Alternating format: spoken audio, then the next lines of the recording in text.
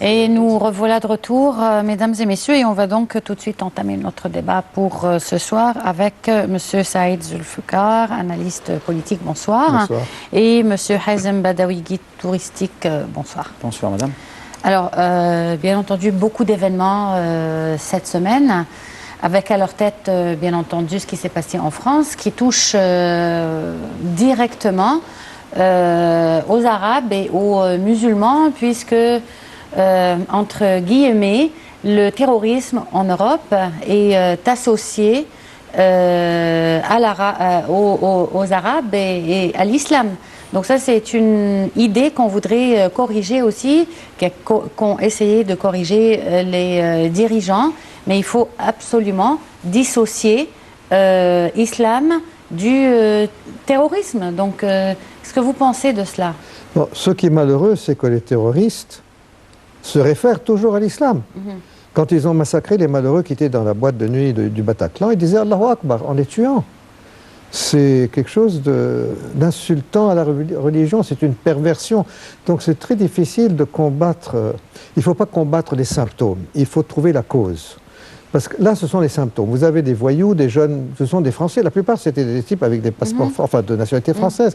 Mais ce qu'on appelle les beurs, ce sont les Algériens, Marocains, Tunisiens nés en France, deuxième ou troisième génération, qui vivent dans les banlieues. Mais dans Daesh, il y a aussi énormément d'Européens. Oui, oui, il y avait même un Européen qui s'appelle Fabien qui les a entraînés. Donc, vous avez, ce sont des convertis souvent. Et ce sont les pires, les convertis, parce que vraiment, ils ont été pervertis par la personne qui le convertit et puis qui croit vraiment. Alors que les autres, les jeunes des banlieues, qui sont souvent des repris de justice et qui ont été convertis en prison. Parce que ce qui est malheureux en France, la France, pour des raisons comme purement financières et commerciales, a de très bonnes relations avec l'Arabie Saoudite et le Qatar, qui leur achètent pour des sommes faramineuses des armes. Oui. Et en contrepartie, ils leur vendent du pétrole, et en contrepartie, la France leur permet d'acheter tout son patrimoine immobilier. Ils achètent à droite et à gauche des usines, un peu de tout, même des clubs de football. Or, vous avez une alliance matérielle, si vous voulez, et assez honteuse entre l'État français et les deux pays pourvoyeurs de terrorisme par leur idéologie wahhabite. C'est ça la vraie raison, c'est ça la cause. La cause, c'est que vous avez une perversion de l'islam financée par les pétrodollars. Donc ils arrivent dans des banlieues parisiennes, où vous avez des deuxième, troisième générations de gens d'Afrique du Nord qui n'ont qu'un repère, si vous voulez. Ils ont été au lycée ou ils ont été à l'école primaire, ils ont rarement terminé leurs études, ils sont des rejetés sociaux parce que déjà les parents étaient illettrés, eux-mêmes n'ont pas une autorité parentale à la maison qui les tient, donc ils vivent dans la rue. Et ils sont très souvent, ils font des petits malfrats, souvent des marchands de drogue, des petits voleurs, et ils finissent en prison. Alors en prison, les Français ont permis aux aumôniers, c'est-à-dire les wa'is, comme on les appelle, ce ne sont pas des imams, ce sont des gens qui viennent, soi-disant, voilà, pour les mettre sur le droit chemin, soi-disant. Voilà. Mais c'est le droit chemin wahhabite. Or, ces gosses qui sont en prison, je vous dis que la France, alors qu'il y a 5 millions de gens d'origine musulmane, mais dans les prisons, vous avez plus que la moitié des prisonniers sont des gens d'origine d'Afrique du Nord principalement et un peu d'Afrique de l'Ouest. Alors, ils sont convertis par ces gens qui viennent d'Arabie Saoudite et du Qatar et du Golfe et qui leur inculquent une perversion de l'islam qui est le wahhabisme, le salafisme, si vous voulez. Mais alors, ils sortent de là et on leur offre de partir, si on veut qu'ils aillent se battre en Irak et en Syrie, on leur offre des salaires. Ce ne sont pas simplement des volontaires pour aller se tuer. Ce sont des gosses qui sont en perdition dans les banlieues, qui sortent de prison, qui n'ont pas de travail, qui sont des chômeurs. On leur offre du travail, on leur paye le voyage, ils partent en Turquie, ou ils sont entraînés en Turquie, et après ils partent en Irak ou en Syrie, semer la mort. Voilà, ce sont des mercenaires avec un vernis religieux. Alors pour vraiment trouver la cause, il faut voir qui finance ces gens-là. Ce n'est pas tout d'un coup qu'ils deviennent des fous de Dieu. C'est qu'ils ont leur esprit, ce sont des gens frustes, peu d'éducation, et qui sont convertis par ce discours appuyé par des dollars, des pétrodollars. Oui, mais là, ma question, ceux qui les entraînent, ils connaissent mieux l'islam que ces jeunes gens? Non, ils connaissent l'islam wahhabite, c'est tout. Ça Et ils peut nous pas- considèrent, nous autres musulmans, comme des koffars, Mais comme ça des impies et des mécréants. Oui, mais- mécréants. Quand on réfléchit à cela, par aucun moyen, s'ils interprètent vraiment correctement les textes qu'ils lisent, Mais ils le font pas. Ils ne peuvent pas arriver à Non, ces mais c'est conclusions. pas une question puisque d'interpréter. l'islam, c'est la religion qui prône la paix Oui, et la sérénité dans pas la quand c'est interprété en Arabie Saoudite et au Qatar. Ce sont les deux seuls pays du monde qui sont wahhabites. Les deux seuls. Et ce sont eux qui fournissent tous ces prédicateurs. Oui, mais l'Arabie Saoudite, elle a toujours été contre les frères musulmans. Non, elle n'a pas toujours été. Non, pas du tout. Récemment, il a été. Mais si vous êtes peut-être trop jeune, mais à l'époque de Nasser, la plupart des frères musulmans sont enfuis en Arabie Saoudite. La plupart, à l'époque. Donc, ils ont eu de très bons... Ce n'est que quand il y a eu ce qu'on appelle le printemps arabe, quand il y a eu les révoltes dans les pays en Tunisie, en Égypte et ailleurs, que les frères musulmans ont décidé qu'ils étaient prêts à créer des républiques à droite et à gauche. Et ça, c'est seulement à ce moment-là où l'Arabie Saoudite a commencé à tiquer sous le roi Abdallah. Ce n'est plus le cas avec le roi Salman. Le roi Salman a comme conseiller des frères musulmans. Et c'est à cause du nouveau roi Salman que les frères musulmans commencent à retourner en Arabie Saoudite. Est-ce que les frères musulmans sont toujours associés au terrorisme? Bien entendu. Vous avez toutes ces mouvances qui se sont battues en Afghanistan. Tout ça a commencé quand les Américains sont venus en Égypte et en Algérie et ailleurs recruter des gens. C'était les frères musulmans qui leur fournissaient les recrues. Je parle des années 80, début des années 80, quand ils voulaient abattre le régime en place en Afghanistan qui était appuyé par les soviétiques. C'était des frères musulmans qui partaient faire le djihad, ils disaient là-bas en Afghanistan. La plupart étaient des frères musulmans. Mais quand vous pensez ce qu'on appelait le djihad islami et tous les autres groupes, c'est tous issus des frères musulmans. Même la Qaïda. Tous ceux qui étaient dans la Qaïda étaient frères musulmans avant. Donc, la maison mère, si vous voulez, c'est les frères musulmans. Et en dessous, vous avez des groupes qui changent de nom, il y a Jabhat al-Nusra, Ahrar al-Sham, etc. Mais c'est tous à l'origine des frères musulmans. Les frères musulmans, n'oublions pas, avaient, ou ont peut-être toujours, une milice clandestine. À l'époque où ils étaient au pouvoir, ils étaient fiers de dire qu'ils en avaient 10 000 sous les armes, qui pouvaient mettre dans la rue 10 000 fantassins armés. Donc, depuis l'époque d'Abdel Nasser, et même avant Abdel Nasser, ils avaient Tanzim al-Sirri, qui était leur bras militaire, si vous voulez, clandestin, secrète. terroriste. Bon, ils se sont battus un peu contre les Israéliens, enfin en 1948, contre les Anglais en 1951, un peu, mais ils ont toujours eu une branche souterraine militaire, enfin armée. Et donc, même à Rab al-Adawi, il y avait des types armés. Ce n'étaient pas tous des innocents. Oui, tout à fait. Alors, il y a donc chez eux une idéologie qui, pour le public pacifique, mais dans leur fond, dans leur fort intérieur, ils sont violents, ils sont prêts à utiliser la violence pour arriver au pouvoir. Donc le but, à la fin, c'est d'arriver au pouvoir. Oui, mais il faut voir comment les Américains les ont utilisés en Afghanistan et les utilisent maintenant en Syrie. On reviendra certainement à cela. Je voudrais demander à M. Hazem Badawi, comment est-ce que vous pensez que ces attentats en France vont affecter le tourisme en Égypte, bien entendu, et comment ils vont affecter les départs aussi des Égyptiens en Europe? D'abord, le tourisme est déjà affecté depuis la révolution 2011. D'accord, ça il faut être d'accord. Je parle pour l'Égypte, puis on va aborder les attentats qui est arrivé vendredi dernier en France, à Paris. Ce qui fonctionnait, disons, raisonnablement depuis 2011, c'était la région balnéaire, Sharm el-Sheikh et Hurghada. Avant la révolution, c'était le but de la plupart des touristes, on peut dire qu'en pourcentage, 75% des visiteurs de l'Égypte, ils venaient aux balnéaires pour faire du balnéaire, de loisirs, du soleil, et 25% pour les sites culturels, Luxor, Aswan, le Sud, etc. Depuis 2011, le côté culturel est devenu mort. Depuis 4 ans, il est mort. Aujourd'hui, à cause de ce qui est arrivé de cet accident de l'avion russe, il y a 2 semaines, il a tué complètement le tourisme en Égypte. C'est-à-dire le côté balnéaire, que le tourisme comptait dessus, maintenant, il souffre et il aura un problème grave. Mais on a des informations comme quoi il y a une quarantaine d'avions qui arrivent de l'Europe à l'aéroport de Sharm el-Sheikh. Ces informations sont correctes ou pas? Sont correctes, mais ça c'est pour adoucir juste la situation. Mais non, les avions ne sont pas assez chargés et les sites sont vides et il y a des problèmes. On a un problème.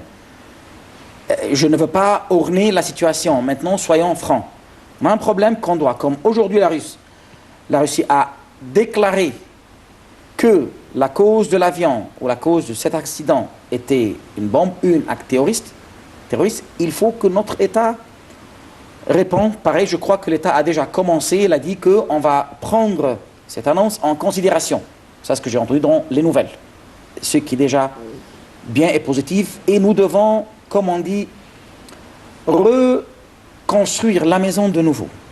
On doit d'abord dire s'il y a un problème, il faut le dire, il faut le chercher, le trouver et l'avouer clair et net, sans ambiguïté et sans décor, qu'on avait un problème ici ou parce que le problème, je ne veux pas appuyer sur l'Égypte. Vous avez posé la question au début, ce qui est arrivé en France, quel rapport avec le tourisme? Bien sûr, comme vous venez de parler avec M. Saïd maintenant, que l'image de l'islam, l'image des Arabes, nous sommes un pays arabe entouré par tous les pays qui sont alentours, ils tombent en miettes maintenant et ils sont divisés. Surtout pour le citoyen ordinaire. Je parle pas de la classe instruite, mais je parle de la classe ordinaire.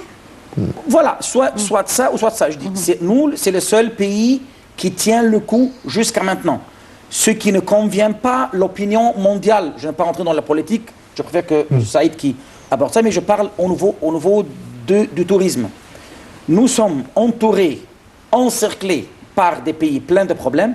Les problèmes ont touché notre pays et il y a une erreur, il y a une faute qui est arrivée. Si, comme la Russie a déclaré aujourd'hui, et notre État va faire l'enquête et déclarer, on doit déclarer vite la vérité et dire la vérité à tout le monde, que ce soit franc. Après ça, on dit oui, il y avait une erreur, on confesse, il y avait une erreur ici ou dans tel point, on va la réparer et qu'on parle. Et à partir de ce moment-là, on peut commencer à voir comment ça va avancer ou comment on peut améliorer le tourisme.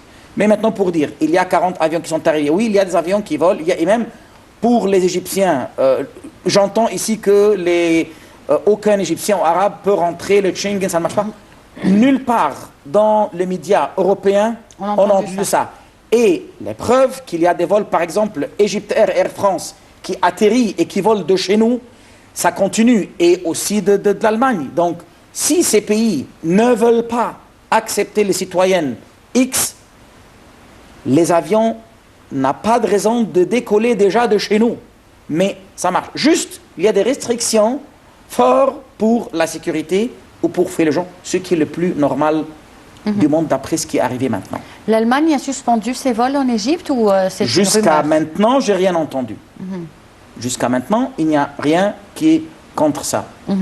Bon, si on retourne à l'avion russe, comment est-ce que la Russie peut donner des informations concernant ce qui s'est passé pour l'avion alors que l'enquête se fait en Égypte et que normalement ça serait à l'Égypte d'annoncer ce qui s'est passé? Oui, mais l'enquête, enfin la commission d'enquête inclut beaucoup de Russes là-dedans.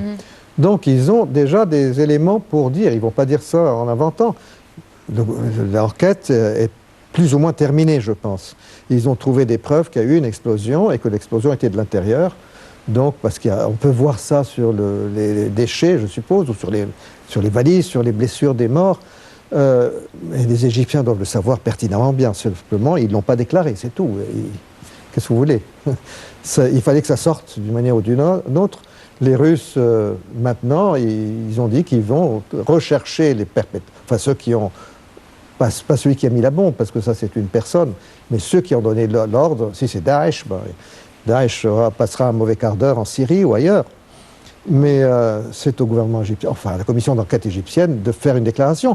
Mais il y a, dans la commission, il y a des Russes, il y a des Irlandais, il y a des Français, il y a un peu tous ceux qui étaient impliqués dans la fabrication d'avions. Dans cette histoire, on sent un peu d'hostilité entre de la part de la Russie pour l'Égypte. C'est-à-dire, c'est normal que l'attentat est atroce et tout le monde regrette les morts, bien entendu. Seulement, l'Égypte... Non, c'est pas de l'hostilité. Elle n'est pas... je veux dire, le terrorisme, comme on a pu le voir en France, Oui, oui. c'est quelque chose vraiment que... quoi qu'on fasse pour le contenir, on n'arrive pas à contenir non, même je vais vous aujourd'hui dire, dans le monde. ma théorie à moi. Il n'y a pas vraiment ils ne sont pas vraiment fâchés. Bien sûr, ils ne sont pas contents que notre service de sécurité a été défaillant. Ce qui est une preuve. Il y a une preuve, s'il y a une bombe, c'est que le service de sécurité n'a pas fait son travail.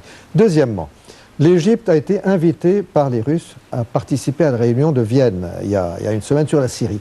Les Américains ne voulaient pas.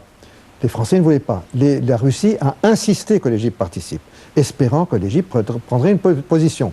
Or, une fois sur place, elle n'a pas appuyé les Russes, ce qui est scandaleux sur la Syrie. Elle a joué d'un côté et d'un autre sans prendre de décision wishy-washy, comme on dit en anglais. C'est pas rendre l'ascenseur. Les Russes ont tout fait pour qu'on soit inclus dans la délégation, enfin dans les pourparlers sur la Syrie, en espérant qu'on aiderait les Russes, et on ne l'a pas fait.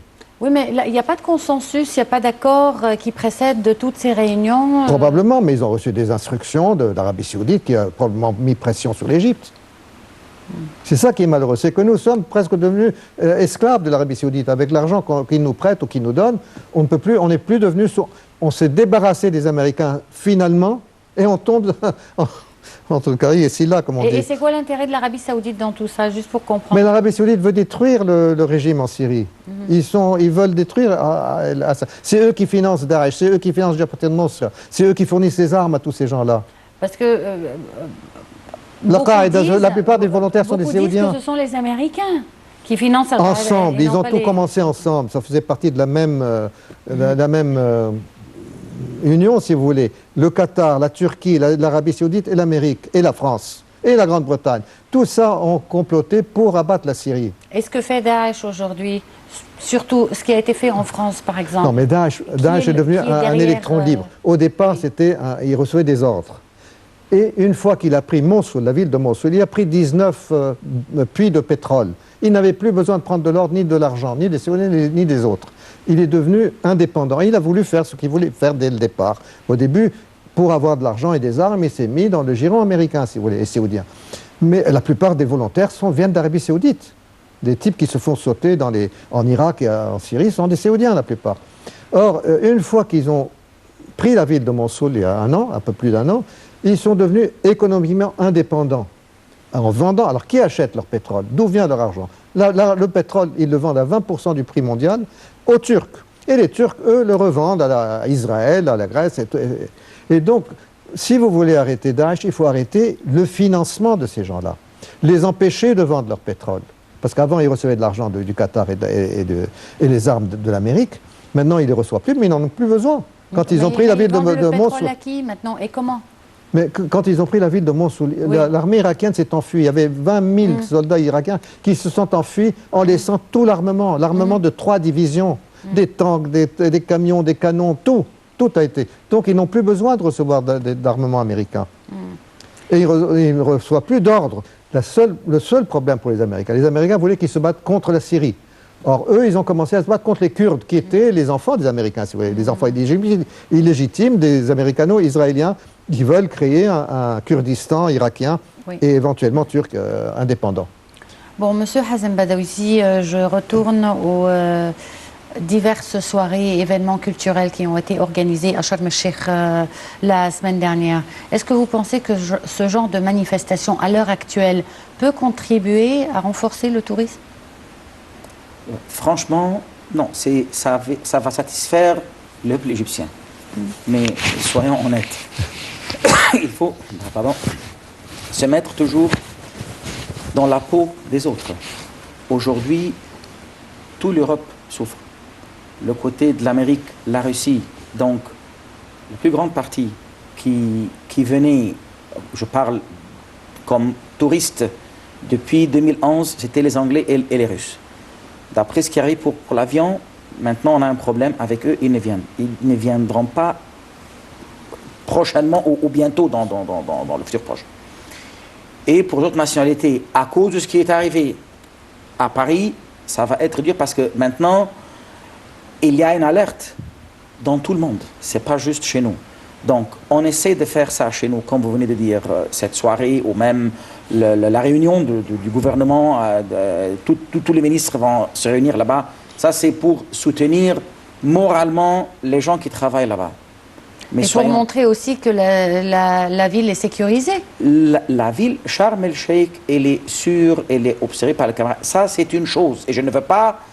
Il ne faut pas aller à l'extrême, madame, pour la sécurité, parce que la sécurité, c'est partout. Mais si on veut la pénétrer ou la tromper, on le fera. Ça, c'est très facile.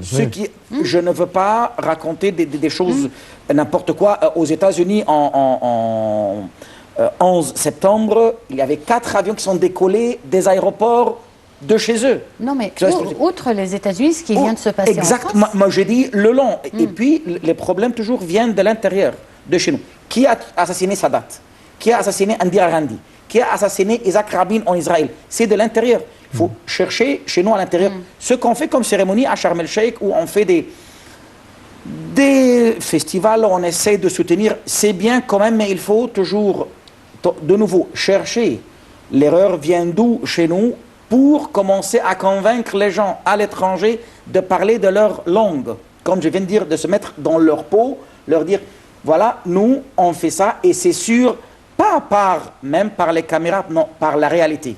Il y a des comités, comme notre président, il y a quelques jours, il a dit ouvertement, on ne va rien cacher concernant l'avion russe, et l'Égypte est ouverte pour tout le monde, n'importe qui, quoi que ce soit, qui vienne avec des comités de n'importe quel pays pour vérifier, inspecter les restrictions ou les règles de sécurité chez nous. C'est comme ça qu'on peut redémarrer le tourisme en disant la vérité, en montrant tout, voilà, et en faisant, deuxièmement, ça vient les cérémonies et les festivals et les réunions, ça peut venir deuxièmement, pas premièrement. Premièrement, je dis, l'honnêteté d'être ouvert, oui, on a un problème, et ça, on n'est pas loin de ça. Moi, je suis optimiste, on n'est pas loin de ça. L'Égypte travaille, s'il y a une erreur, il y a des erreurs qui arrivent partout, c'est vrai. Toutes mes consolations et mes condoléances pour ceux qui sont morts, soit à Paris, soit chez nous, à Sinaï par l'avion russe, c'est un accident qui arrive, mais il faut travailler dessus pour l'éviter ou essayer de l'éviter. Mais il n'y a pas de sécurité absolue n'importe où dans le monde. Oui, tout à fait, c'est ce qu'on venait de dire. Mais Voilà. parlons de cela pour l'avion de la Malaysia Airlines, par exemple, qui aussi a été abattu. Celui de l'Ukraine. Oui.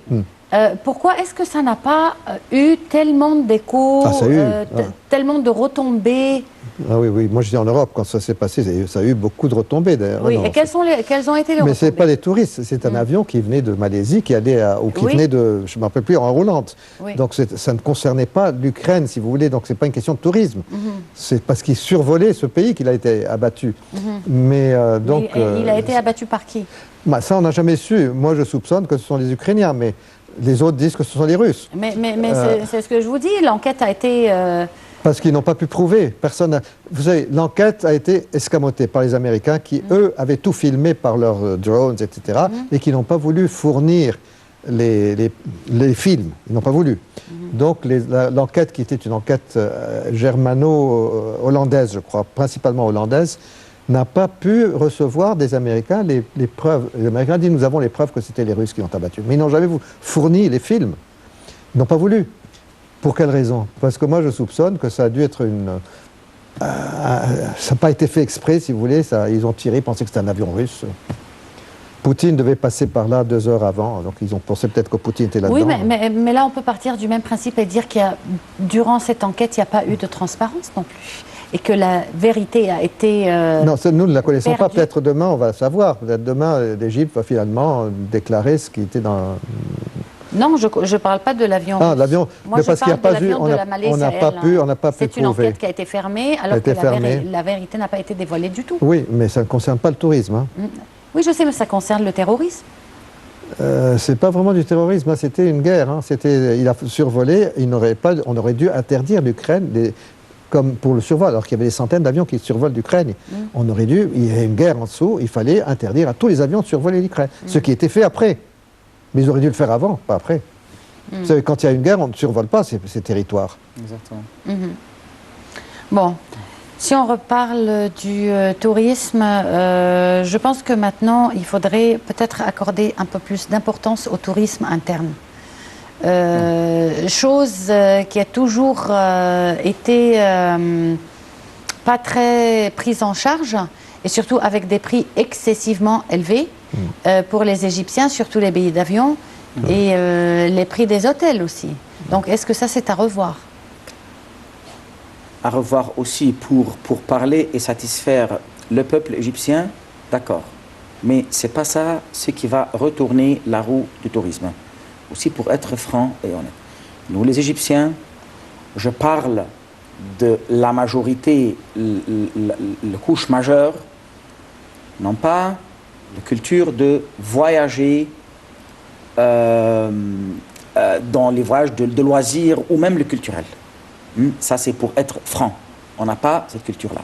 Donc, pour encourager, et on dit on va récupérer un peu du mouvement touristique par le tourisme interne, ça, c'est pour satisfaire ou essayer de nous satisfaire ou de soigner les plaies ouvertes, mais ce n'est pas une raison rentable pour faire tourner la roue de l'économie des hôtels à Sharm el-Sheikh et à Luxor, les bateaux dans le sud de l'Égypte. Madame, il y a au-delà de 320 bateaux.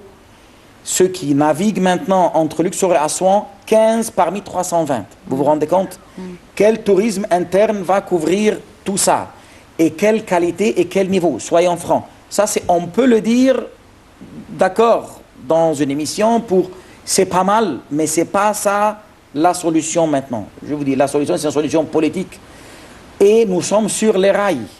L'Égypte avance bien et je dis que les coups qu'on les a eus, quoi que ce soit, avec tout ce que M. Saïd l'a raconté, cette analyse super pour la situation politique, nous vivons où nous sommes touchés par tous les mouvements politiques du monde. Soit terrorisme, soit guerre, soit intérêt, soit l'Arabie Saoudite et le mouvement wahhabite et les frères musulmans. Tout ça, ça touche le tourisme direct, pas indirect. Donc, nous, on est en train de nettoyer. L'Égypte nettoie pas mal, mais il nous manque encore un peu de temps et on travaille dessus. Et ça, c'est tout ce qu'on peut faire. On essaie d'encourager le tourisme interne, mais ce n'est pas ça la solution pour être franc. Voilà. Qu'est-ce qu'il reste à faire alors? La situation sécuritaire? Voilà, ça c'est... bon, la sécurité chez nous, il n'est pas mal, il avance, mais on a eu un problème, une erreur qui est arrivée. On peut dire franchement, oui, on avait une erreur ou une défaillance là. On le dit, on essaye de le voir. Je crois que l'État a commencé déjà à prendre des mesures aujourd'hui concernant Sharm el-Sheikh. Je n'ai pas d'informations sûres, mais j'ai entendu comme ça de n'importe quelques nouvelles dans la radio. Et on est encore au début. C'est aujourd'hui l'annonce de la Russie concernant l'avion. Et on doit prendre le temps pour travailler, mais il faut travailler vite et déclarer et parler. Le silence n'est pas bien, madame. On bien doit sûr, le dire. Mais est-ce que vous pensez que quand ils vont parler et déclarer et tout ça, est-ce que ça donnera un coup de pouce au tourisme? Parce que normalement, madame, le tourisme chez nous, il tombe malade, mais il ne meurt jamais. Et le long de l'histoire, il raconte ça. Si M. Saïd a commencé à partir de l'époque de président Nasser, même je dis avant du roi Farouk, en passant par les états, on a passé par des périodes là où nous étions dans un état de guerre. Maintenant, nous sommes dans un état de guerre, pas l'Égypte, tout le monde aujourd'hui. Bien sûr, ça va passer, ça prend du temps, jusqu'à ce que chacun de ces pays qui ont eu de mal, et nous parmi eux, ils commencent à soigner leurs blessures, ça va reprendre, ça prend peu de temps, mais il faut travailler dessus. Pas juste cacher. Non, on n'a pas... Non, il y a et on travaille. Et bien sûr, ça va reprendre parce que c'est la nature humaine. Quand on a un malheur, ça tombe mauvais et on a mal et on oublie au fur et à mesure et ça avance. Mais il faut travailler dessus. Justement, concernant ce que M. Badawi dit, le monde, effectivement, aujourd'hui est en état d'effervescence et de colère. Certains analystes prévoient ou disent qu'on est sur le bord d'une troisième guerre mondiale. Qu'est-ce que vous pensez de cela? Non, ça je ne pense pas, parce qu'il n'y a pas de volonté de guerre mondiale. Vous savez, l'Amérique, elle a une vocation, elle veut être le patron de tout le monde. Elle est incapable, parce qu'elle est dirigée par des gens qui ne sont pas du tout des gens ni responsables, ni à la hauteur de la tâche qu'ils se donnent à eux-mêmes d'être les patrons du monde. Donc ils sont en train, c'est un, si vous voulez, un empire à pied d'argile qui est en train de s'effriter. Mais ils ont des armes, malheureusement, et ils ont beaucoup d'argent. Et il y a Israël qui est leur représentant dans toute cette région et qui s'amuse à voir tous ces pays en train de s'effriter autour d'elle. C'est le seul pays qui profite de cette dégénérescence des États, surtout des États nationaux, les États comme la Syrie, comme l'Irak, comme l'Égypte, parce que l'Égypte faisait partie de ce plan d'effritement, avec les frères musulmans qui faisaient partie de la mouvance américaine. Personne n'en parle, mais les frères musulmans n'avaient pas vraiment gagné les élections. Quand il y a eu les élections législatives, c'était présidentielles. En fait, c'était Shafik qui avait gagné. Et les Américains étaient furieux, ils voulaient absolument que ce soit les frères musulmans. Et si vous vous rappelez, on a dit on va recompter, on est resté à peu près 10 jours ou 2 semaines pendant qu'une grande équipe des frères musulmans, enfin une équipe de 15 personnes était à Washington, des frères musulmans en train de négocier avec eux, la Palestine, Israël et tout ça. Une fois que cette négociation était terminée, ils allaient donner une partie du Sinaï à Gaza pour liquider le problème palestinien de Gaza, et le reste, on allait oublier la rive occidentale du Jourdain qu'on allait donner à Israël. Et la Jordanie aurait reçu quelques villes, c'est tout, sans territoire autour. C'était le plan américain. Or, ils ont insisté auprès de l'armée égyptienne, c'était Tantawi et Aynan, Aynan était l'homme des Américains, si vous voulez, à l'époque, qu'il fallait dire que c'était les frères musulmans. Les frères musulmans avaient menacé de mettre le pays en feu et en sang si on n'avait pas accepté leur victoire. La victoire, ils l'avaient sur les... Moi, j'ai su, à cette époque-là, plusieurs des ministres étaient des copains, enfin des amis à moi. Beblaoui a été avec moi à Paris. On était étudiants ensemble. Hossam Aïssa, le vice-premier ministre, était aussi à fac de droit. Ils m'ont raconté que la vraie histoire, c'est que sur le plan des chiffres, le juge Bagato, qui était le président de la commission électorale, si on prend des chiffres, les frères musulmans gagnaient par 800 000 voix à peu près. Mais il dit, mais si on élimine tous les faux, les morts, parce qu'ils ont utilisé les morts, ils avaient volé une machine à fabriquer les cartes d'identité. Avec cette carte d'identité, ils ont fait des centaines de milliers de cartes d'identité de fausses. Et donc, sur le plan des chiffres, ils gagnaient. Sur le plan véridique, ils perdaient.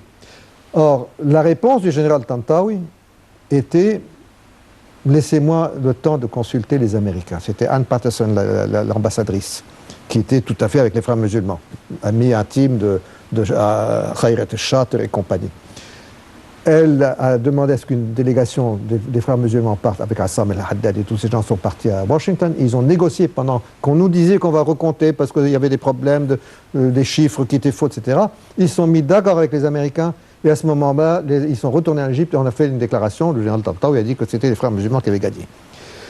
Or, en vérité, ils ne l'avaient pas gagné. Mais jusqu'à présent, tous les pays européens disent le président démocratiquement élu qui a été renversé par un coup d'État militaire. Tout ça, c'est faux. Mais ce président lui-même, il s'est évadé de prison. Donc, oui, mais ça, c'est pas un crime de s'évader de prison, vous savez. C'est pas un crime. Ça? Non, c'est pas un crime. Quelqu'un s'évade de prison et on lui permet de se présenter aux élections présidentielles? Oui, mais on n'aurait pas dû, bien sûr qu'on n'aurait pas dû. Mais c'est pas un crime de s'enfuir, si vous voulez. C'est pas un crime de s'enfuir, mais c'est un crime de l'élire comme président et de lui permettre... Oui, bien sûr. Donc déjà, ça, comment lui a permis de se présenter aux élections présidentielles? Mais c'était la pression des Américains. À l'époque, Ann Patterson, c'était elle qui dirigeait l'Égypte, l'ambassadrice d'Amérique. Heureusement que maintenant, avec ce qui s'est passé le 30 juin et le 3 juillet, tout ça, tout leur plan... Le plan, c'était d'avoir des frères musulmans dans tous les pays arabes contre l'Iran, pour défendre Israël. C'est ce que voulait Israël. Israël a fabriqué, avec les services secrets américains, cette fracture chiite-sunnite qui n'a jamais existé.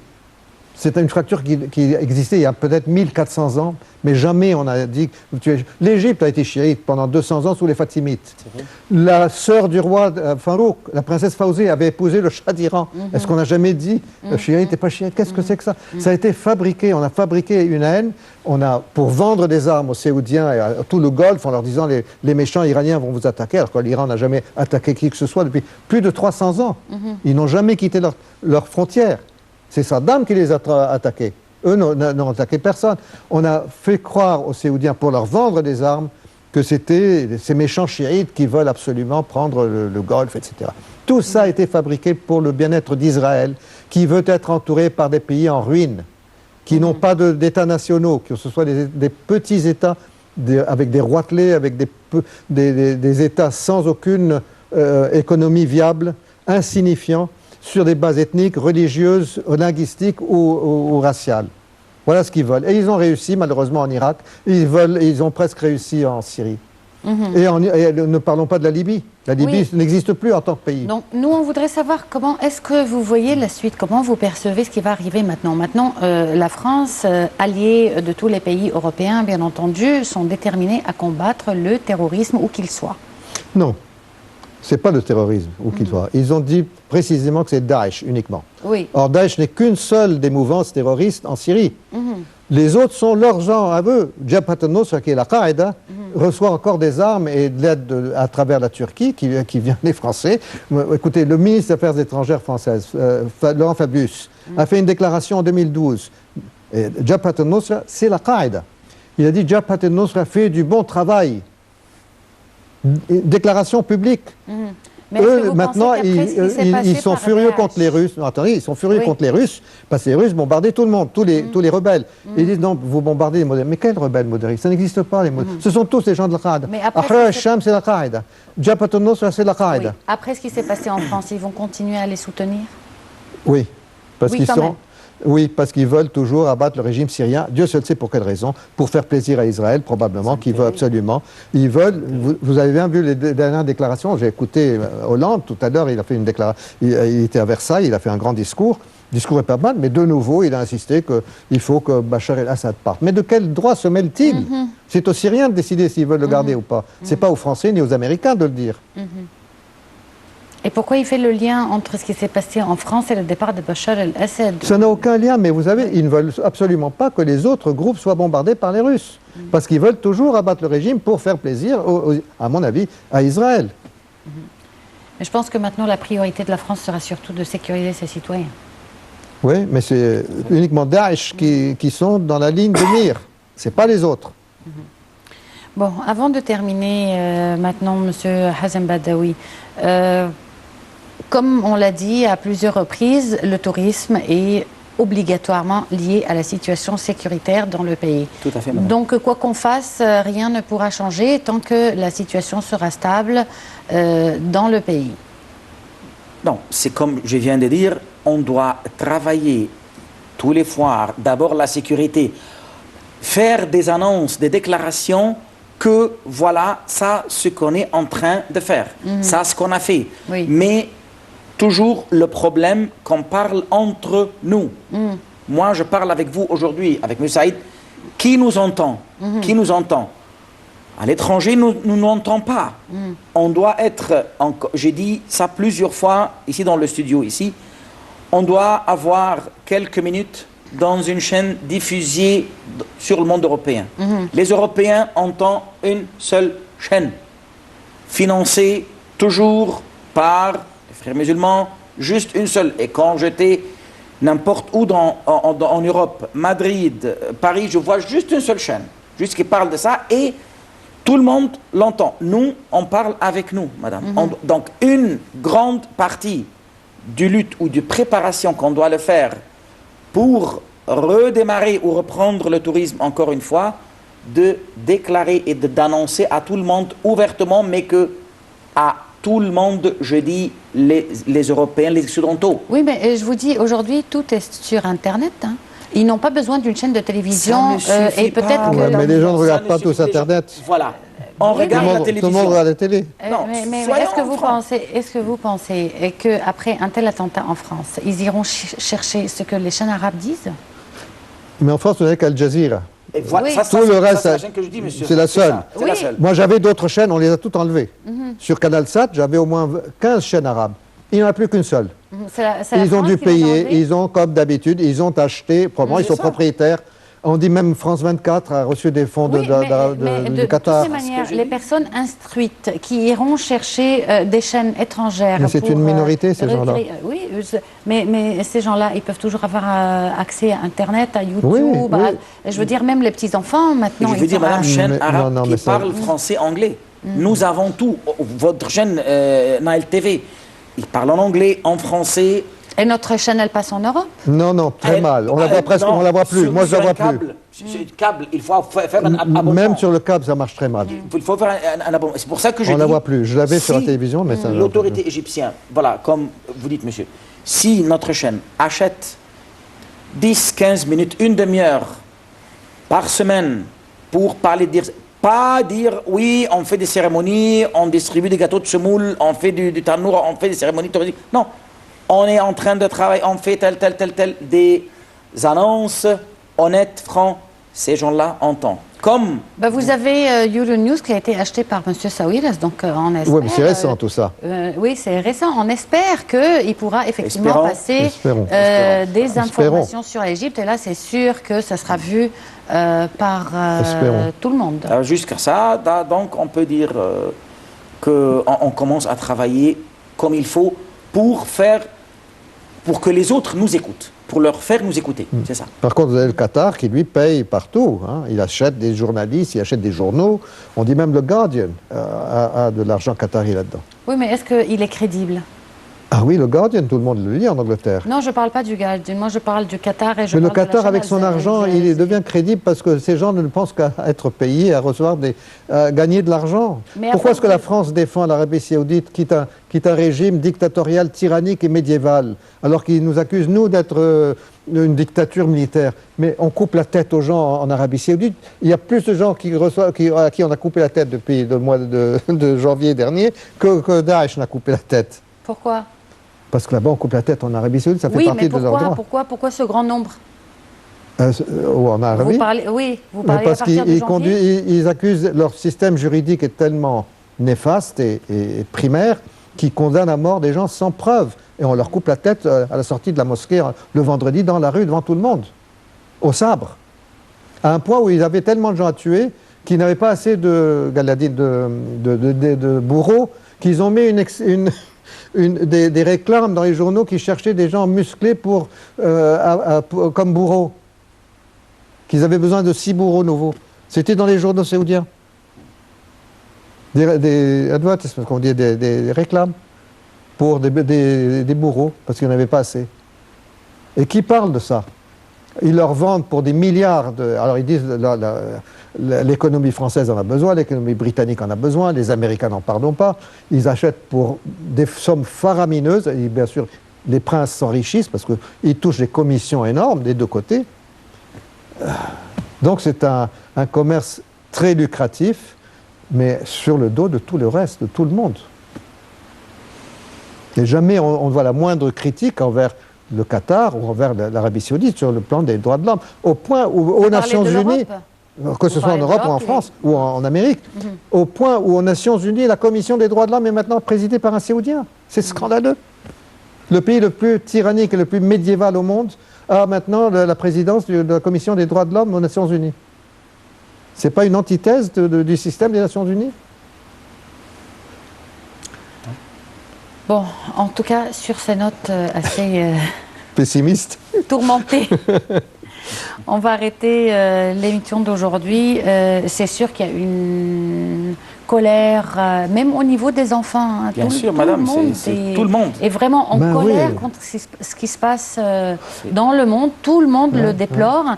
Et surtout, je termine comme on l'avait commencé, les musulmans regrettent que l'islam soit associé à de tels actes barbares par, je vous dirais, toujours par des gens qui n'ont pas un haut niveau d'instruction.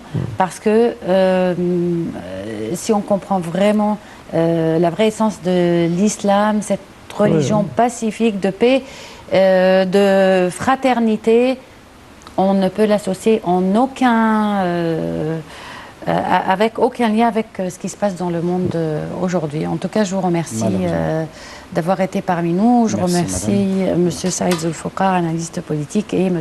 Hazem Badawi, guide touristique. Merci. Je vous remercie aussi de nous avoir suivis. On se retrouve donc demain à la même heure avec une nouvelle édition de Direct et un nouveau collègue.